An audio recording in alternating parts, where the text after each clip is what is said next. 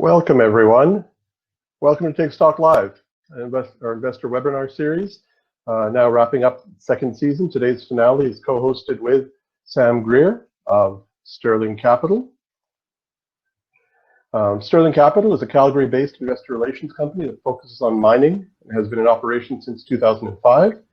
With us today is Sam Greer, president of Sterling.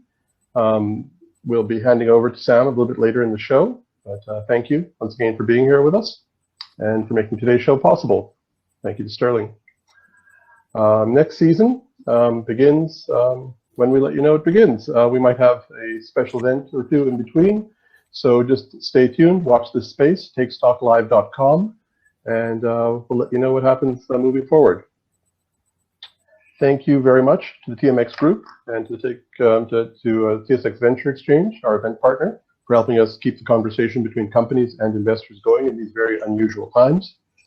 We'd also like to recognize the vital support provided by our core sponsors. Thank you to Fasken, MNP, Lee Jones Gable, Olympia Trust, and the CSE, who helped us launch the forum back in 2014.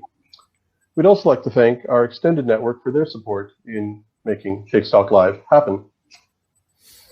Thank you to Calgary Meg and CIM, the Manitoba and Saskatchewan prospectors and developers, the CHF Capital, Conduit Capital, and many others, including Investment Pitch Media and the Newswire, who helped us get the word out. At this point, I'd like to turn the mic over to my friend and colleague, Mark Francis. Take it away, Mark. Thank you, Raj. And welcome all of you, our attendees and guest presenters. Note our disclaimer. This presentation is for information only and is not a solicitation to buy or sell stock. Companies pay fees to present at Take Stock, and Take Stock and its principals, Raj Joshi and Mark Francis, may have equity investments in the companies we invite to present, may consult to the companies, and make no representation or investment or other recommendation in regards to these presenting or any other companies. You should do due diligence and seek professional investment advice. Some housekeeping matters for attendees. You will note a red Reconnect tab at the top of your screen may appear. If you lose audio, just click it and you will be reconnected. The chat board is available as a tool to ask questions. Please be clear as to whom your question is being addressed, and we will try to get to it. Today we have presenters from 3 companies. Each will have a presentation with their PowerPoint, followed by a group Q&A session led by yours truly. We encourage you to do your due diligence, go to SEDAR and connect with the companies directly in order to get detailed information.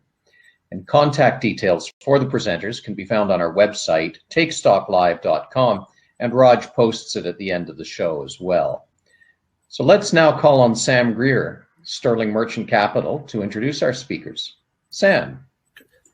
Mark, thanks very much. Once again, it's a real pleasure to be here on the show. Today, we have 3 very solid executives representing 3 companies that we quite like at Sterling.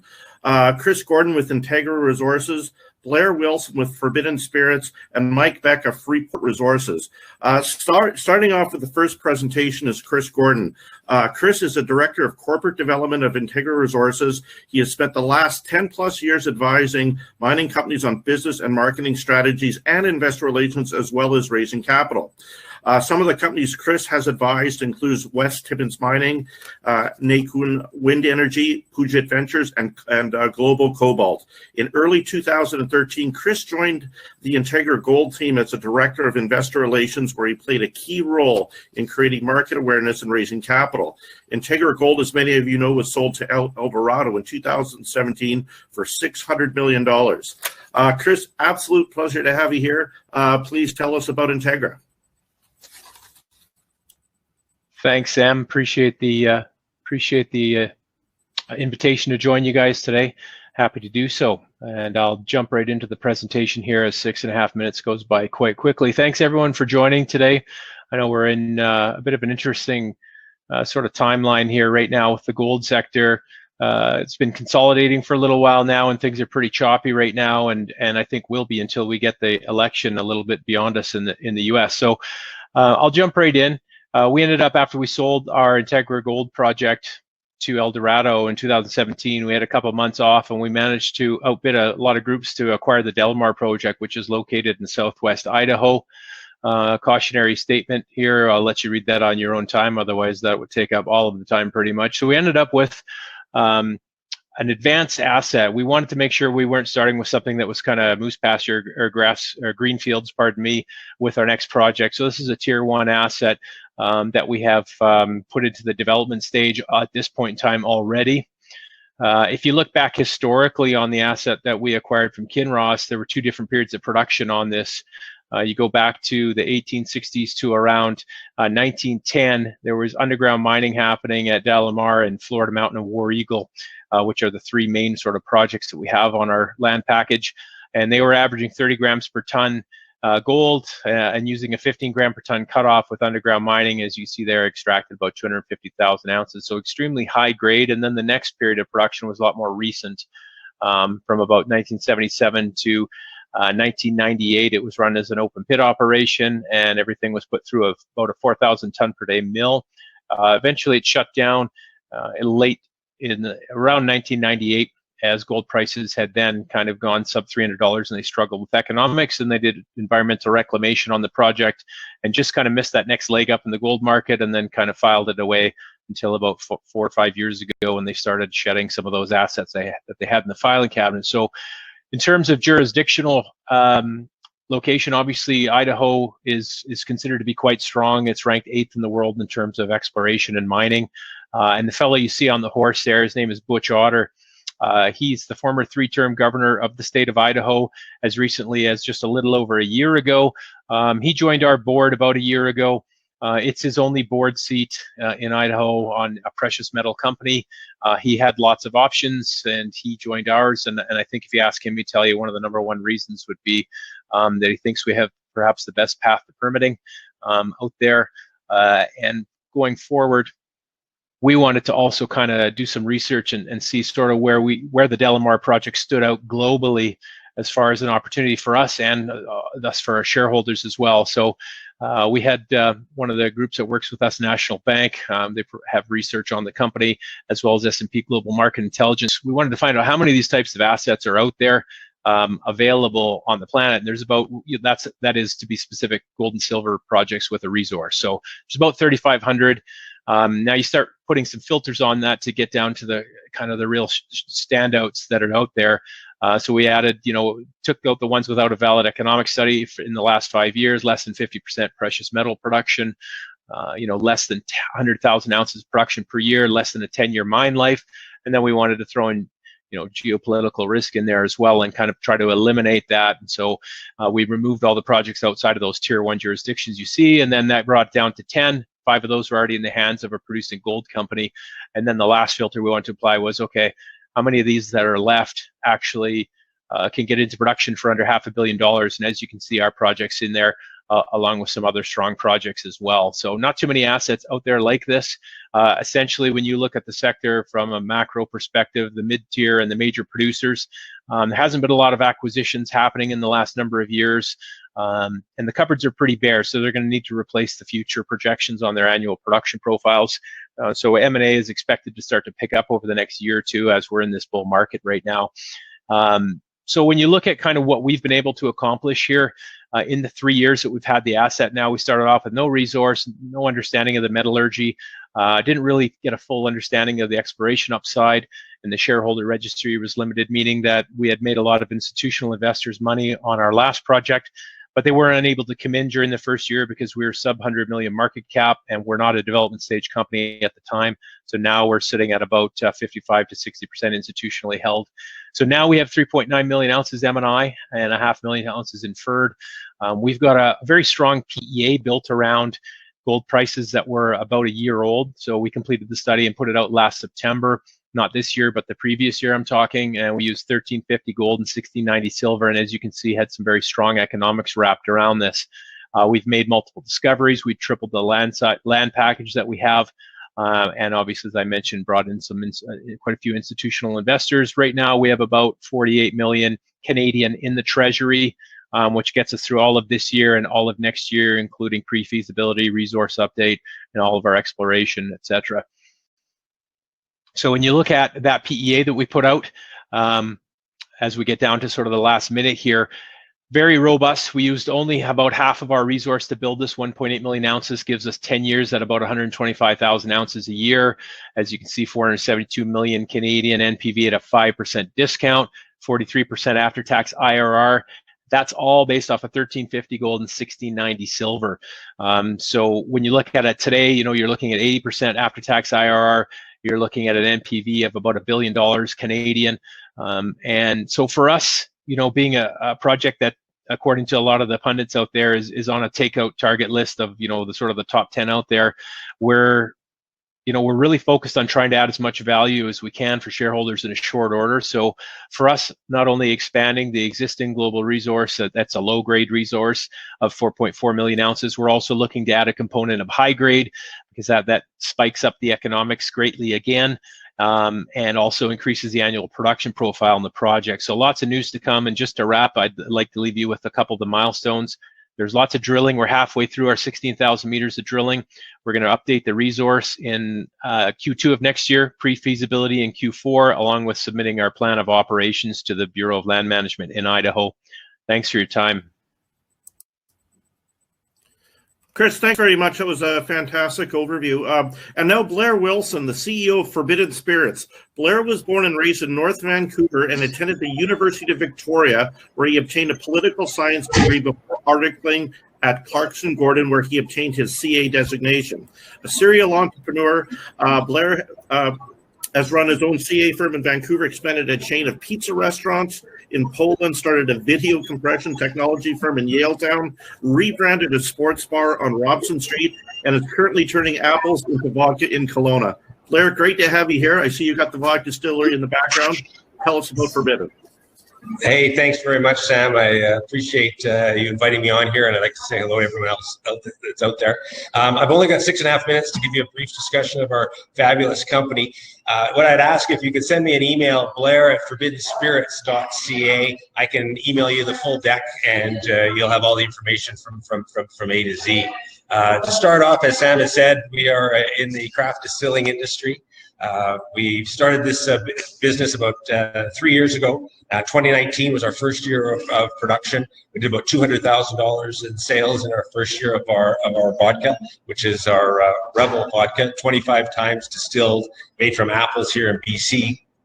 In 2020, we're on stream to do over $400,000 in sales this year, and for 2021 is when we're really going to ramp it up and to go to $4 million in sales, followed by $8 million in sales the year after that. People ask me the question is how are you going to take your company from where it is right now? We've got 4 great products, 2 vodkas, a brandy, and a gin, and scale that up to be a national and an international company. And the strategy that we're deploying is, we call it an asset-light strategy. This distillery that I'm standing in right now, which is our flagship, costs close to $3 million to build.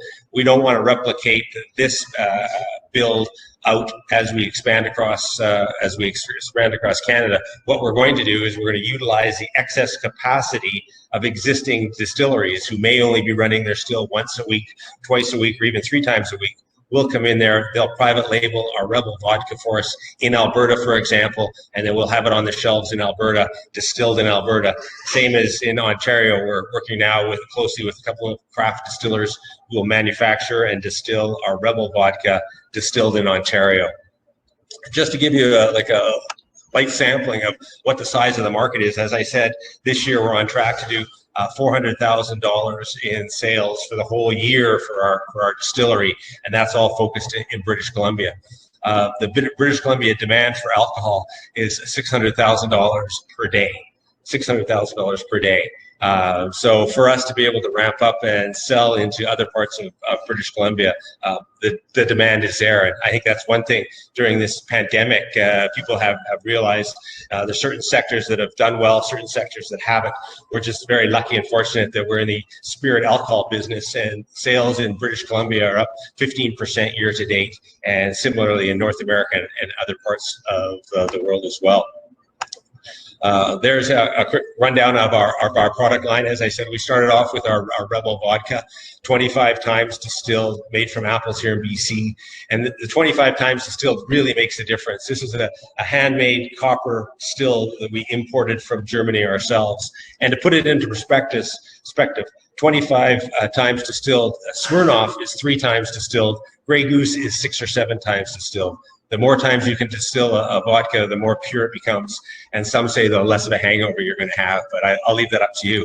Our second brand that we came out with was a Forbidden Spirits vodka, 50 times distilled. We retail it for $88 a bottle out of our tasting room, and our customers love it. Just recently, last year, we came out with our Adams Apple Brandy, which is, again, apples picked from our own Spartan trees here in Kelowna, British Columbia, distilled, aged in oak barrels for a year, and then bottled. And then last July, we came out with another product, our Eve's Original Gin, which is made from 10 botanicals, all locally sourced. And the Eve's Original Gin starts with the Rebel vodka to begin with. So that's sort of the platform that we're going to launch for next year, in addition to a couple of brands that we have in development right now. Our Wallace Hill whiskey, which we have yet to come out with, but it is actually sitting in one of the fermenting tanks right now, fermenting. And we're working on a Forbidden Fire for Christmas time, and then are ready to drink Rebel and sodas and gin and sodas that will be coming next year as well. We're also expanding internationally. We've got contacts in Romania and China that love our product, and we're working with them to try and get our product over there for next year. The advantages that we have going into the EU countries are the fact that Canada has a free trade agreement with most of them. With Romania, it does. So when we compete against our U.S. counterparts, there's a 25% countervailing duty on U.S. Alcohol and spirits going to the European Union. We don't have to pay that, or they don't have to pay that on our behalf. Additionally, as well, too, we sell in Canadian dollars, not U.S. dollars, so there's an advantage there too. Our target market skews pretty close to 50-50 men and women, but slightly more towards women than men, in a household income of $75,000, and very proactive individuals. They like music, travel, sports. And where our competition lies, I spoke earlier of the 3 times distilled versus our 25 times distilled. There you can also see that there's different products made from vodka made from corn, vodka made from grapes. We make ours out of apples. We think it's a premium product, and the clear, crisp taste comes through. Our revenue projections and sort of the unit economics. We're very fortunate as well to be in the spirits business. It's a high margin game. Our gross profit margins are in the 50% neighborhood, which is pretty typical for the industry. Our net income margins are 25%. So away we go. Our go-to-market strategy, our go-to-market to expand strategy is for next year to move into Alberta, Ontario, have our first sales in Romania, and have our first sales into China. We're a growing company. We've got great traction here in British Columbia, great traction in EU and China as well. I would invite you to send me an email, blair@forbiddenspirits.ca. I can get you this whole pitch deck and tell you a little bit more about what our future has to hold. So thank you very much. Very good, Blair. That was an excellent overview, and thank you. And now for our third presenter, Mike Beck of Freeport Resources. Mike is a co-founder of the company and is the managing director of Regent Advisors, LLC, a corporate advisory and investment firm. He has advised on equity and debt financing for private and public companies in the natural resource sector, including LSC Lithium Corp, Cobalt 27 Capital Corporation, Signet Petroleum Limited, West African Minerals Corporation, Diamond Fields International, Weda Bay Minerals, and Regent Pacific Group Limited. Mike, absolute pleasure to have you here. Thank you for joining us. Please tell us about Freeport. Thanks very much, and thanks for hosting. This is actually, and I'm just getting to a map. That may be the easiest way to explain this in 6 minutes or so. This is a relatively simple story, which is good.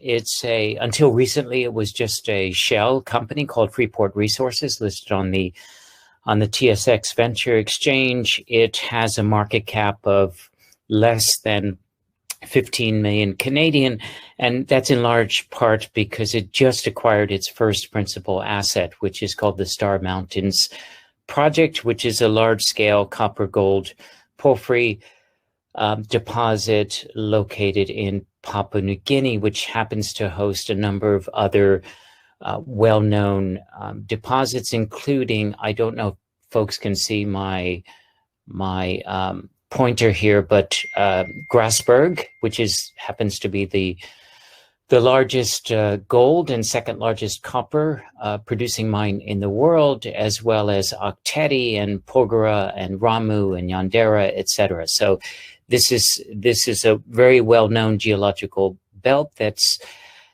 typically hosts mega copper gold deposits. And I'll show you a different map. This may be slightly easier to see for our viewers, but the project is an advanced project. We acquired it two weeks ago from another company that had decided to focus instead of on copper gold, to focus on nickel cobalt. There's been in excess of $50 million spent, and a rather substantial resource base has been defined.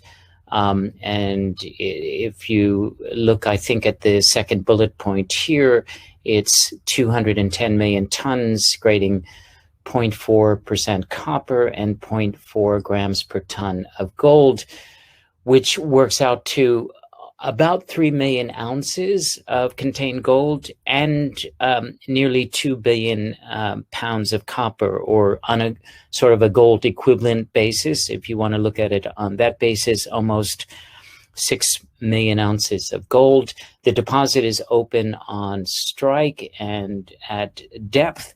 The plan going forward, aside from sort of getting the news out, and I think that's one of the reasons why the company is not really reflective in terms of its value of an underlying resource of almost 6 million ounces. It's been so newly acquired, and I think this is probably the first public presentation that we've made since the acquisition took place. So the near-term plan is to go ahead and drill some of the other targets. There were 23 targets drilled in the past 5 or 6 years.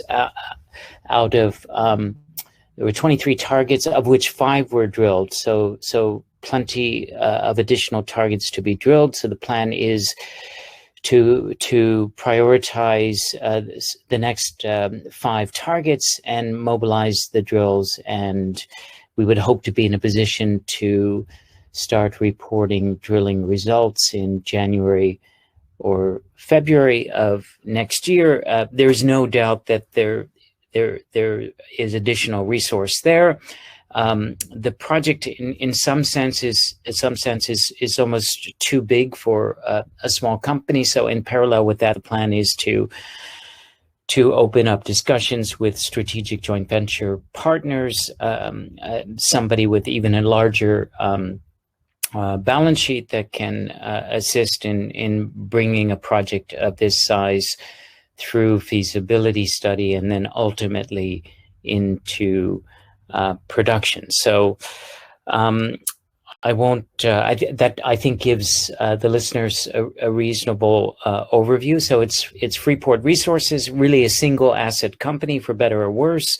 The Star Mountains deposit or project, which at the moment has drilled off about 6 million ounces equivalent, and the plan is to continue to expand the resource base while we also hold discussions with prospective strategic larger joint venture partners, because ultimately this, given the size of the asset, this is a project that's going to require a large partner to bring into production.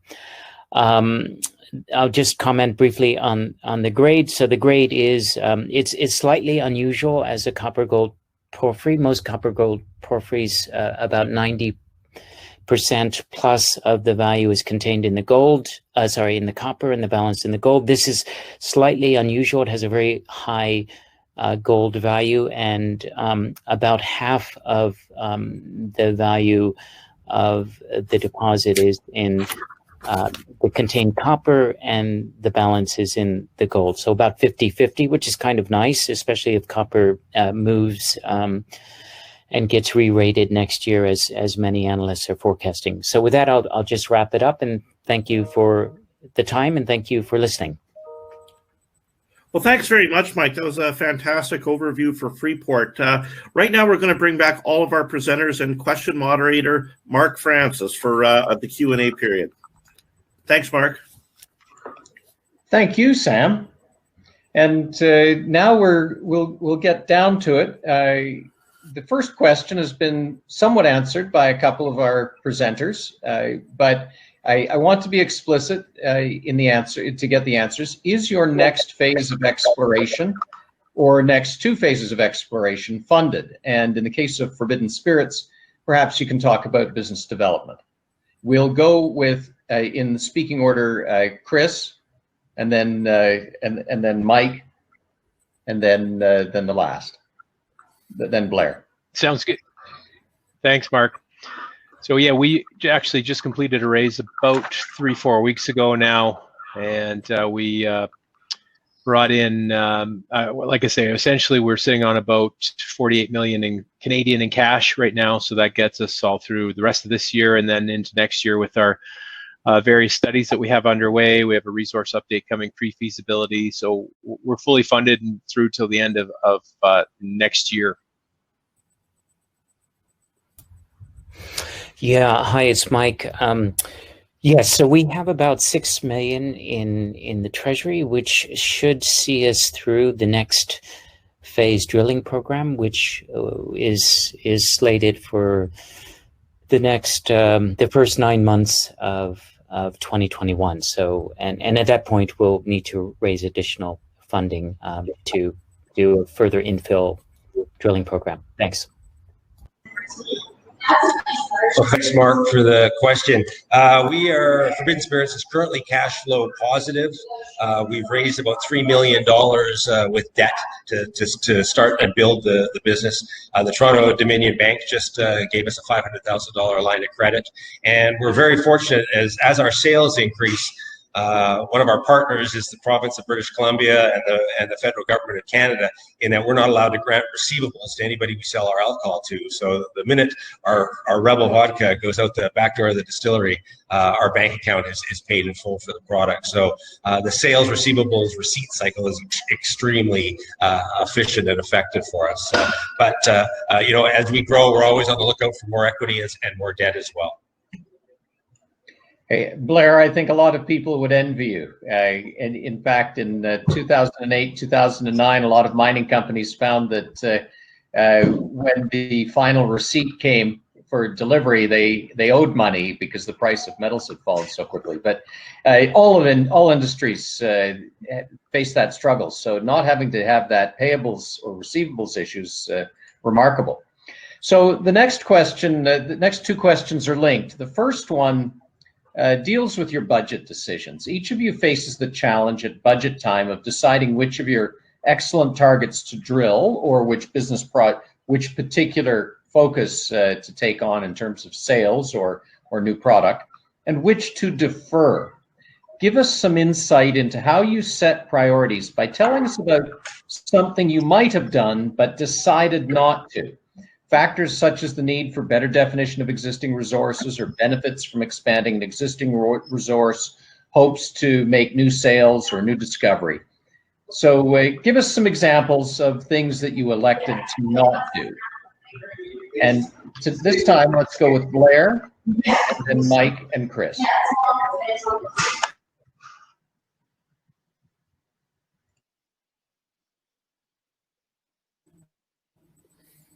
Blair, your mic is off. You can start again. There we go. Well, you know what? It's on a daily basis. We choose to do different things and not to do different things. One of the areas that we're focusing on our expansion plans is export. the demand for our vodka that's made in Canada in countries like Germany and France and Romania and China is astronomical. And we've moved our focus away from selling our vodka by the bottle or by the case to private liquor stores and restaurants, which are great customers to have. But our focus now is on the export market, is to manufacture our products here in Canada, ship them by the container load to Romania and to the container load to Beijing, for example. Thanks for the question. In our case, it's maybe a little bit simpler. We've delegated that decision making we're using Minerva Intelligence, which is, by the way, an interesting Vancouver AI company that's developed a proprietary AI platform for minerals exploration. And you dial in addition to all the exploration data, different budget scenarios. And it does a very detailed sort of deep learning exercise and helps you optimize what next targets should be done and what is the likely relative value to be garnered. So that's how we deal with sort of the budgeting decision that you have asked about. Okay, thanks, Mark. You know, it's always tough trying to balance what you're looking at doing in drilling in terms of, well, how much are we going to do for, you know, metallurgical drilling, how much infill drilling for, you know, for the next resource update, and with exploration. So again, for us, I mean, there's just not really a lot of options for mids and majors to go after. So with that in mind, and with us having Coeur Mining as a strategic investor, they're a mid-tier gold producer that really likes this type of a project, and they just re-upped with the recent financing, and we're trying to figure out how can we add as much shareholder value as possible in a short order here, as we're just kind of early days in this bull market. And really for us, it's just kind of a balance of, okay, we've got a 4.4 million ounce low grade resource, and we've already built a mine plan through the PEA around approximately half of that. So now we're looking at focusing on high grade here to try to bring a high grade component to the resource, as it has a pretty profound impact on the economics. So it can be, you know, many different levels that you have to look at where you're going to budget your drilling, would be what I'd say to that, Mark. Very good. So a little tied into this, the next question, and we're going to go Blair first again, and then Chris and Mike. What is the single biggest potential blue sky that exists that could transform you suddenly in a hurry? So it might be a discovery, it might be a large sales contract. What is your biggest potential blue sky opportunity? Well, thanks, Mark. I think that probably our biggest potential is the one we're working on right now into Romania. We've got an order to put in our Rebel vodka and our Yves Original gin into 700 Carrefour stores in Romania as a test market. Once we go into Romania and Carrefour and their customers love our product, Carrefour has 10,000 other stores located in France, Germany, and the UK. So that's where our big focus is, and our big blue sky is right there as well. I would also say the secondary on that blue sky is, you know, being taken over at some point. You know, Ryan Reynolds and Aviation Gin just got bought out for $620 million, or 15 times. I think it's 15 times revenue. And it's in its fourth or fifth year of operations. So I think we've got 4 or 5 great years ahead of us. We just have to grow sales and expand our brand as quickly as we can. Mark, I guess I'd have to say that there's a few things, but I mean, I really feel Integra is somewhat unique in the sector, in that we've done a lot of work to de-risk the project and have a pretty robust PEA surrounding a 10-year mine life on our project thus far. But so in terms from an investor's point of view, you're looking at something that's already had a good amount of de-risking applied to the story, but at the same time, you're still getting exposure to exploration on high-grade targets that are advanced stage targets. And then we have a whole 25 square kilometer district we call Black Sheep, where there's potential for new discovery. So that's kind of unique in the sector to some degree, and I guess obviously if there's a takeout, there's a good potential there, along with us maybe being able to make some discoveries as well as grow the resource. Yeah, thanks, Mark. Our response is not too different than Chris, or I suspect any sort of exploration pre-development project. It's really the success as measured in share value is going to be a function of exploration success and a possible attractive joint venture or takeout. And those are the two sort of value drivers, I think, in our industry. So, and we're no different than anybody else. Okay, thank you all. And now we're going to shift gears a little bit. We're going to talk about the communities in which you're operating, and for Chris and Mike, of course, there's the question of community approval. And in Blair, your case, talk about how the community has an impact on you in terms of availability of staff and how the being in that community helps you advance your business. This time, let's go Mike, Chris, and Blair. Well, for us in a place like Papua New Guinea, and it's a very thinly populated country to begin with, tropical rainforest, very mountainous. Local community support is critical. Without it, you can be shut down and there's not much you can do. So for us, it's one of our most critical aspects of the operation. The area in which we're in is very thinly populated with several small villages. The villages total on average less than 50 persons. So it's very sort of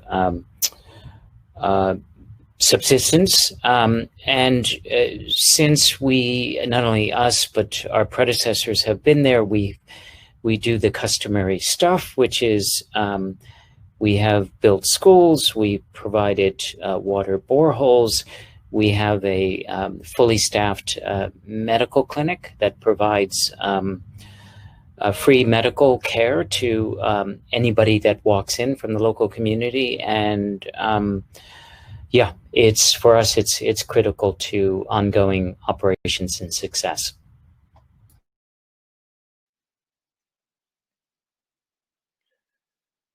Sorry, Mark, am I up next? Yes. Okay, perfect. Well, it was something we learned from the Integra Gold days, where our project was located in Val-d'Or in Quebec, and we engaged with the community early on. It's important, to do that kind of at the beginning instead of when you need their support at the last minute. So we've been involved with doing, toy drives, sponsoring the local rodeo. Jordan Valley is the closest small town to us. It's only a population of around 300 people.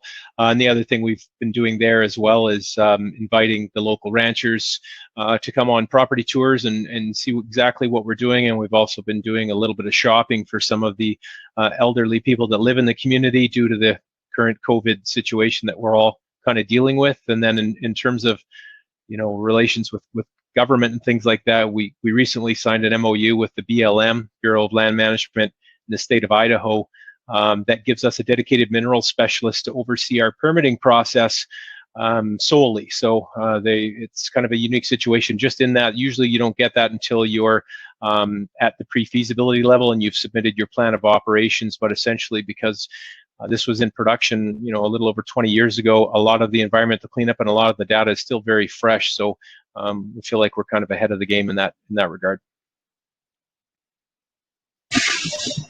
Well, thanks, Mark. Yeah, our local community is incredibly important to us.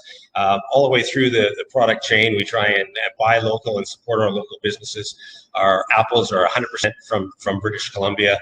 Our bottles are all decorated in Vernon, BC. And I have to apologize as everyone's coming back and forth. I'm broadcasting from our tasting room right now, and we actually have people in the tasting room trying our product. But our community is critically important. My wife and I were in Beijing last December, came back home, the COVID hit, and I pretty much had to lay off my entire staff here because the government shut down all the restaurants and bars in British Columbia. At that point in time, it was a significant amount of our sales. We quickly pivoted within those 4 or 5 days to turn our alcohol production into hand sanitizers, and hired our staff back, retooled, started producing hand sanitizers, and for the first 10 Saturdays in March and April, we gave away free hand sanitizers to everybody in the community that would come by the distillery in reusable, refillable containers.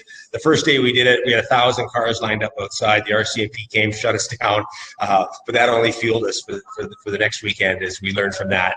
We're able to do 400 or 500 cars every week for 10 weeks, and we're in this community. The 20 acres that the distillery is built on, my wife and I, our house is on this 20 acres. So I walk to work, and we are the local people. Okay, very good. So the penultimate question, and this time we'll go Chris, Mike, Blair. Are there any other projects, or is there anything else that you'd like to tell us about here? I think we've really kind of touched on, in the short time we've had, what we're kind of focused on. In terms of other projects, we're really focused on seeing this sort of through. We're building a team that is capable of putting this into production, and with a cost of under 200 million Canadian. It's something that our team would be able to do ourselves, and it was important to us when we set up this PEA to show the market that this was something that we could build ourselves. So in terms of that, that's kind of our focus. We've looked at some other projects that might make sense in the area, but right now we're generally really focused on the large scale project we have. Yeah, thanks, Mark. And really, it's the same answer as Chris. I mean, we have this mega project with almost 6 million ounces, and there's more there to be drilled. So it doesn't really make much sense to us to go and look for something else. So our plate's full.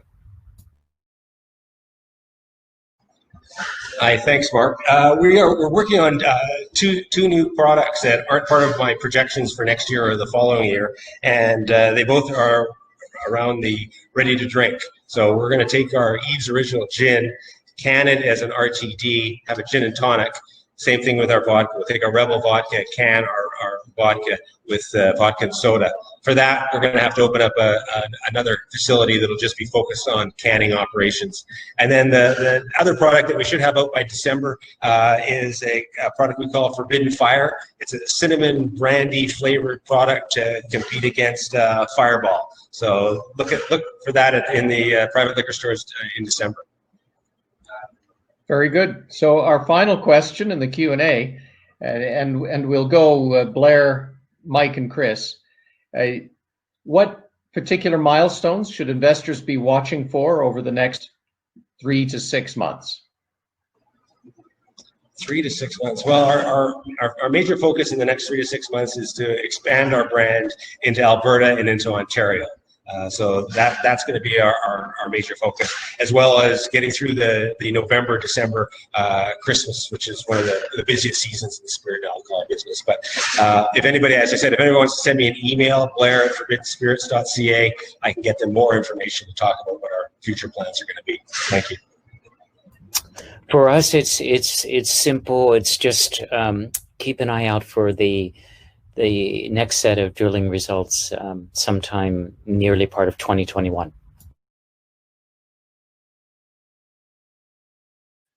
For Integra Resources, as I mentioned, I think earlier, we're approximately halfway through a 16,000 meter drill program. We've got 3 drills turning currently. So we're, unfortunately, with everybody being cashed up in the sector now, that's put a bit of a backlog at the assay labs to get your drill results back. So we're now sort of 6 to 8 weeks is the time frame. So we're expecting probably over the next 2 to 4 weeks to get results from Florida Mountain and War Eagle. These will be the first results from War Eagle in quite some time. And then as we move into next year, the drilling is going to continue, but we'll have a resource update approximately in Q2 of next year. We're excited to see that resource grow to over 5 million, likely would be a fairly safe bet, 5 million ounces, that is, of low grade. And then we're also looking to add a high grade component to that resource as well. And then as you get into the fall, that's where we've got some major milestones in terms of pre-feasibility study. And from there, we'll be submitting our plan of operations to the Bureau of Land Management, the BLM, in the state of Idaho. So a big year coming up for us next year. Well, that's excellent. I really want to thank you, our presenters, Blair Wilson, Forbidden Spirits, Michael Beck, Freeport Resources, FRI, and Chris Gordon, Integra Resources, ITR. And we wish you a lot of success in growing sales, in the case of Blair, and in exploration results and definition results in the case of Freeport and Integra. I think at this point, Raj is going to come back on. Thanks to all the presenters, and thank you to our attendees, without whom we would not be doing this series. Thank you for your time today. Do go to today's companies and learn more about them, and check in at takestocklive.com, where you'll also be able to see within the hour, we'll have today's presentations uploaded for you if you'd like to get copies of them there. Be determined in your due diligence and ask tough questions. Thank you for joining us this season, and stay tuned for upcoming events. Mark and Raj signing out from takestocklive.com. All the best.